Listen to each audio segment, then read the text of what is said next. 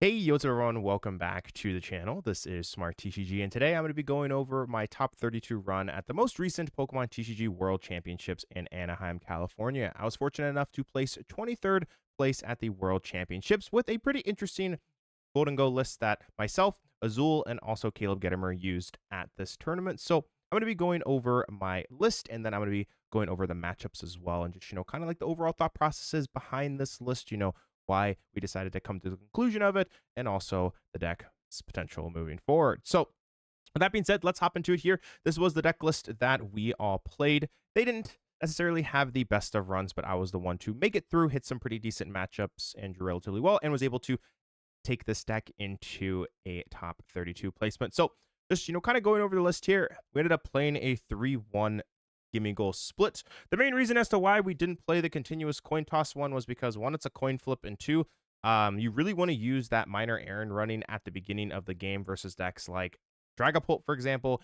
Any deck that has access to the Itchy Pollen, being able to use that is very, very important. And having one of the Call for Families is just really nice for consistency in certain situations. Yes, it does only have the 50 HP, so that can sometimes be a liability, but I felt like the three of the minor and running was just, too good not to play. Just starting with it is just so powerful, especially against decks, like Dragapult. Next up, we had the 4 Golden Go and then the 1 Baby Dango. The Baby Dango was there for the Cornerstone matchup and also for the Mirror match as well. Being able to get that Golden Go off is really, really important. Having that one prizer is very nice with that Strike It Rich. So that was, kind of the reason that I ended up playing this card. This card ended up being very, very important and was a big reason as to why I got top 32. We'll be going over that shortly.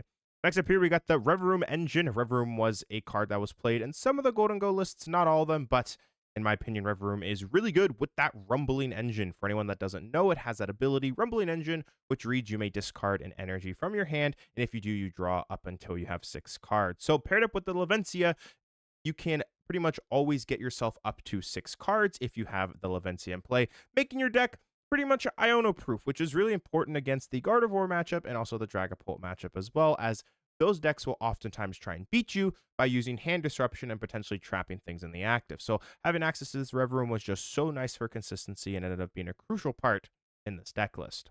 Next up, we have Pheasantipede as well with that flip the script. Just, consistency is important. 1 Monkey Dory and 1 Genesect. Didn't decide to play the 2 Genesect because we have access to the TM Evolution, which, being able to use the TM Evolution at the very beginning of the game against decks like, for example, Gardevoir and also the Dragapult matchup, not having to put down the Genesect as a liability was very, very important. Next up for the supporters, we got 4 Arvin, 3 Boss's Orders, 2 Cypher Maniacs Code Breaking, and 2 Professor Turo. Having these 2 Turo is very good. Great versus, those decks that are trying to trap you. For example, there were some decks that were running around that had things like the Sudowoodo or cards like the Maractus, so having the Professor Tour is really nice. Also great against the Dragapult matchup and also the Gardevoir matchup, specifically versus the Dragapult matchup. You can heal things that they try and hit for 200, specifically like the Genesect, where if they use, let's say, Counter Catcher, try and trap it in the active and then use their Phantom Dive. If you're able to respond with a Turo knockout, you pretty much just win the game on the spot. Also, it's very good against the Gardevoir matchup simply because you take off a liability that is relatively easy for them to knock out, and you can create these board states where they don't really have an easy knockout on anything, and they have to use something like Drifloon Bravery Charm, which then opens up that Tool Scrapper Counter Catcher 3 prize play. So that's, really important. We got the 4 Buddy Puffin, 4 Superior, 3 Nest Ball, 1 Ultra Ball. The reason as to why I play the 1 of Ultra Ball is because you can Arvin for the Ultra Ball to then use the Ultra Ball to get that baby Golden Goat. 1 Pokegear, 1 Picnic Basket. Picnic Basket, very good against the Grimmsnarl matchup and also the Dragapult matchup, and as well as the Gardevoir matchup. This card ended up being quite useful in certain situations.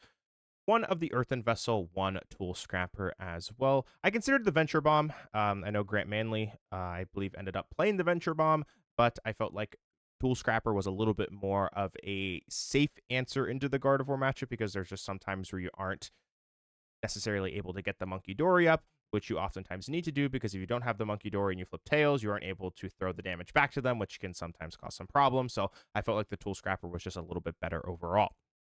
1 of the Counter Catcher as well, 1 Energy Search Pro. Did not play the Secret Box variant.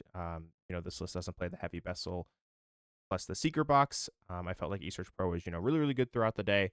But I do know some people ended up playing that Secret Box variant as well, which is kind of cool, but I haven't tested it. 1 Super Rod. most notably didn't play Night Stretcher. Now, the main reason as to why there's Super Odd in this deck is you really need it to be able to beat Cornerstone, because one of the Baby Golden Go really isn't enough to beat Cornerstone. However, if you are able to Super Odd back, let's say double Gimme Goal and a Golden Go, that's really, really important. This ended up winning me a matchup where I was able to put back the entire line, which ended up being very, very important. 2 of the Air Balloon, 1 of the Technical Machine Evolution, and 2 of the Levencia you want to play. 2 great, because a lot of Dragapult lists were putting down that jamming tower early on in the game. So having access to those 2 of the Levencia was very, very nice to counter those stadiums. And it kind of felt like when you got Rev Room and the Levencia actually stuck in play, you pretty much just couldn't lose, because you draw just these massive hands and you'd be able to knock out pretty much anything in the format consistently. Next up, we got 3 Metal Energy, 2 Lightning Energy. You got to play 2 now, simply because you have the Levencia, so you might as well take advantage of that, being able to get to multiple Lightnings out of the discard pile. 1 Water Energy, 1 Psychic, 1 Grass, 1 Dark, 1 Fighting, and 1 Fire Energy to round out the list here. This list felt relatively good. If I were to make any changes, it's kind of difficult to find room in this deck, because we do have the Rev Room engine, so there's not really a whole lot of room. If you wanted to disrespect, I guess, the Gardevoir matchup, mainly because a lot of Gardevoir lists are cutting the Drifloon now. For example, Riley McKay's list didn't actually play Drifloon, then you could just cut the Tool Scrapper for something like a Night Stretcher. So I would say pretty much that Tool Scrapper spot is kind of the ultimate flex spot right now that this deck has. You kind of have options on whether or not you want to respect that or not. And there are honestly many situations where even if they do play Drifloon Bravery Charm, you can still beat them. So that's a card I'm kind of considering moving on from, or something like the Picnic Basket as well. I'm not 100% sure if you need this card right now, but yeah, those would be some of the changes to potentially make. So, all right, going over some of my rounds here, just, we'll kind of go over how things went. Round 1, I played against Brian Shen from Hong Kong. I played really poorly in this game. I lost, I believe, game 1 because I just kind of fumbled. I didn't need to attack one turn. I think if I just went like Cypher Maniac past, they weren't able to win the game the next turn, because I wouldn't have given them any damage to use with things like the Monkey Dory, and I was able to win game 2, and then game 3 never finished. So just was, kind of a match where I didn't play as well as I should have, and ended up tying, but it ended up being okay in the end. Next up, I played against Lee.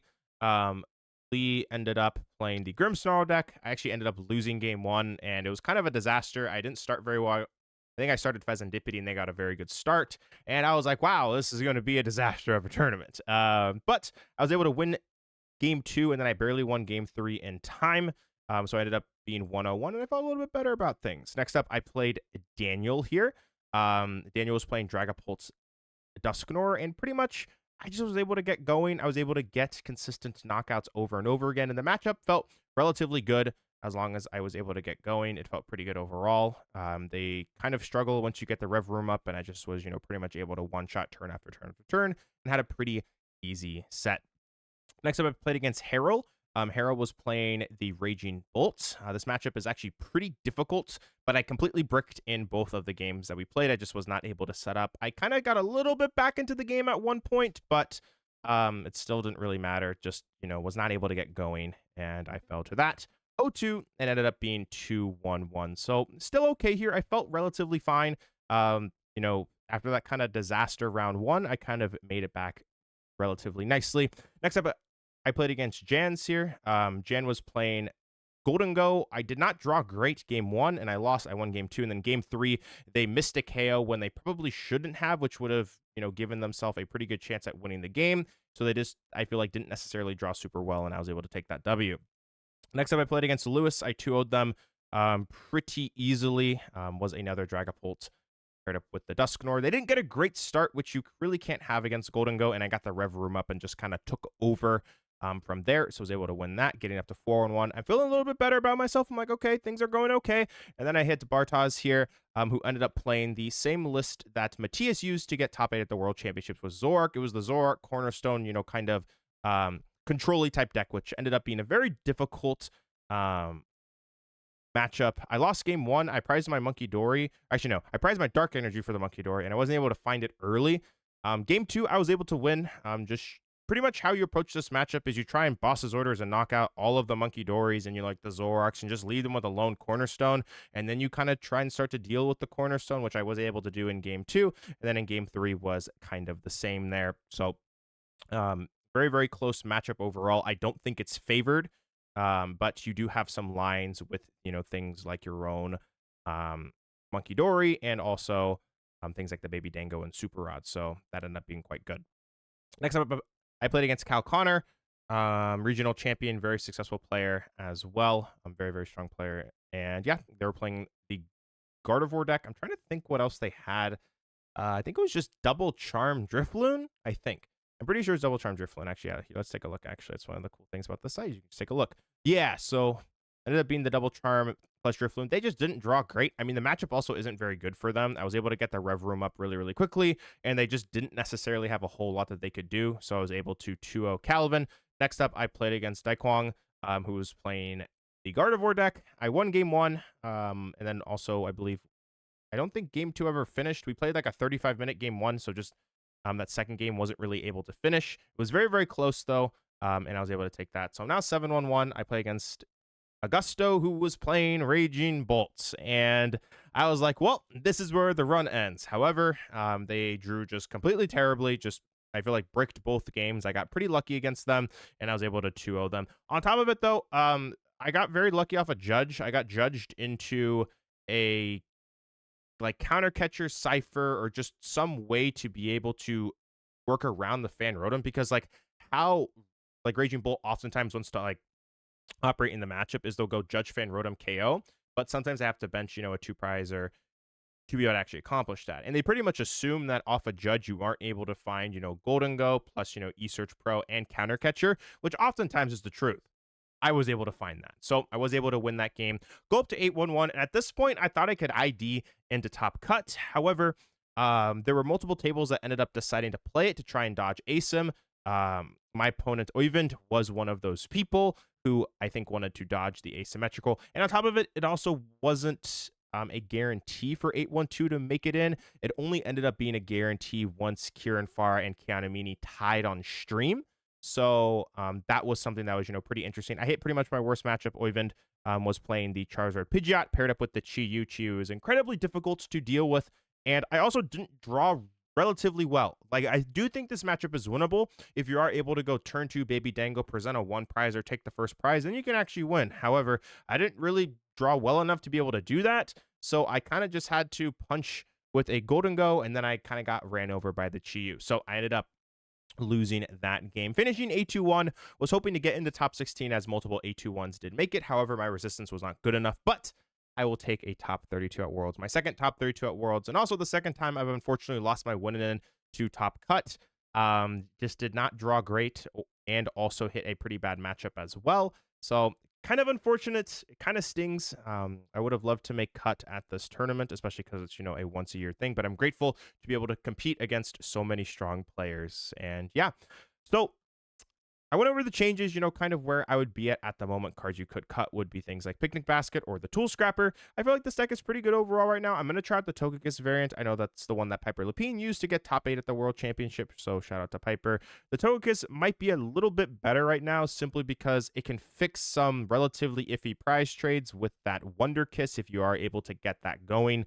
That can be very, very important. So this is a deck that I definitely am going to try out. They ended up playing 4 Cypher, 3 Arvin, so a little bit more consistency in this list, but they also don't have the Rev Room as well. So yeah, this will definitely be a deck that I'm going to try out and see how it goes. And yeah, anyways, that is going to do it today for the video. Let me know if you have any questions about the deck or things like that. Feel free to leave those in the comments. But anyways, thanks for all the support as always. I appreciate it. This is Smart TCG.